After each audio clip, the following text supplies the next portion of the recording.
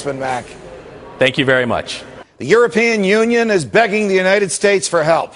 It's going hand in hand to the U.S.-led International Monetary Fund, begging for money to bail out failing Eurozone countries such as Italy, Spain, and Greece.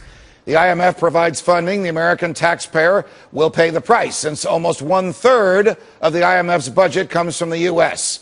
Our next guest, who knows what he's talking about, says paying into a European bailout contributes to the destruction of democracy and freedom. And he says Europe must be allowed to fail. We welcome Nigel Farage, the outspoken member of the European Parliament of Freedom Watch. Mr. Farage, it's a pleasure. Welcome here. Thank you very much. Good afternoon to you. So let me get this straight. Greece, Italy, Portugal, Ireland, Spain are bankrupt or on the verge of bankruptcy. They want to look to the International Monetary Fund, one-third of whose coffers are filled by the United States government. The United States government is nearly $16 trillion itself in debt. What kind of sense does that make? Well, I'm pleased we're having this debate because I've been amazed over the last few weeks.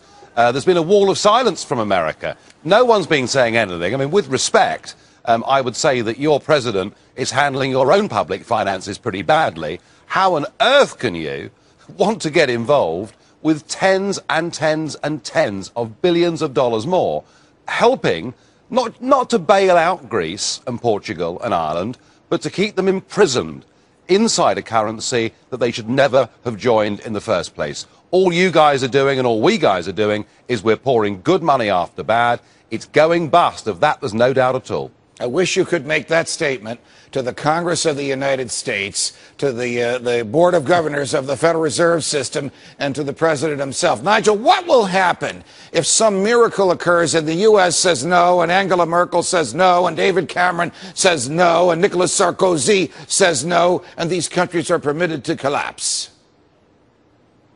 Well, I can't see the IMF saying no, because whilst it's based in Washington, you guys have turned a blind eye to the fact that the last guy, Dominique Strauss-Kahn, was a French bureaucrat who supported the euro. We've now got Christine Lagarde in charge, another French bureaucrat who supports the euro. So the IMF in Washington has been hijacked. Angela Merkel's in a difficult position. Her own electorate increasingly are saying, look, we've spent 20 years paying for Eastern Germany to be reincorporated into the West after the Berlin Wall came down, but we're not signing a blank cheque for Greece. And Cameron, well, frankly, he's got no backbone or frankly, no spine at all. So we're inching towards the next bailout. But there is a danger that at some point in time, the markets will just overwhelm this thing. And it won't matter whether the bailout fund is 1 trillion or 2 trillion or 3 trillion.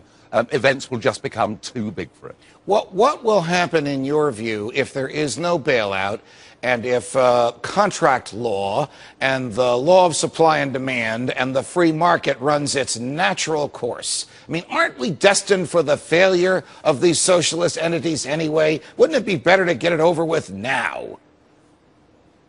Well, I couldn't agree more. Let's take the pain. I mean, look, back in 2008, when these big banking crises hit, and much of it because of the stupidity of what American and European politicians did with the banks. But think about Iceland.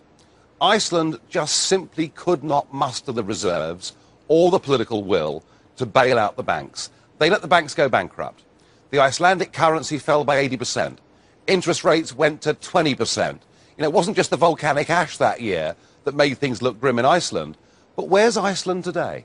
Well, Iceland today is getting back to growth. She's taken the hit, she's taken the bad news, and she's recovering.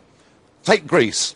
We're keeping Greece trapped inside a currency. Her currency probably should be 65 to 70% lower than it is. Wow. You know, most of her banks need to go bust. And the risk is this, that we can talk about economics until the cows come home. But the reality is, if you strip a country of its democracy, if you take away from it the ability of your own elected government to do things, be they good or bad things, and you turn it over to 3 foreign bureaucrats, one from the IMF, one from the European Commission, one from the European Central Bank. Once a fortnight, they land in Athens airport, and they tell the Prime Minister what he can and can't do. I put it to you that if you rob people of their ability to determine their own futures, they will turn to violence, and I believe that what will happen in Greece before too long is there will be a revolution. Wow. That is just how serious and how stupid this whole thing is. Not a pretty picture, but we do appreciate you painting it. Nigel, thanks very No. much for joining us. Thank you. The U.S.